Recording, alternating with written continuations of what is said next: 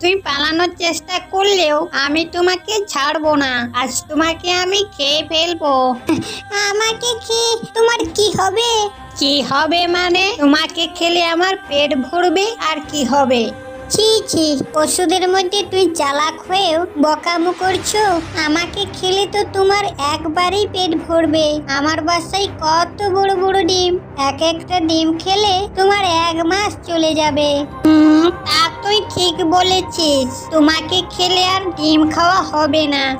চল তাহলে তোমার বাসায় যাই। এই দেখ, অত হক বকালে কি চলে? তুই আমার সাথে গেলে কিন্তু তোমার বাকি মুরগির ডিম খাওয়া হবে না। তোমাকে দেখে পালিয়ে যাবে। সেখানে অনেক মুরগি থাকে। কাল তোমাকে আমার ডিমগুলোর সঙ্গে সঙ্গে অন্য মুরগির ডিমগুলো চুরি করে এনে দেব, কেমন? কাল তুই আমার এখানেই অপেক্ষা করবি, আমি ঠিক সময়ে চলে আসবো। এই কথা বলে মুরগিটা চলে যায়।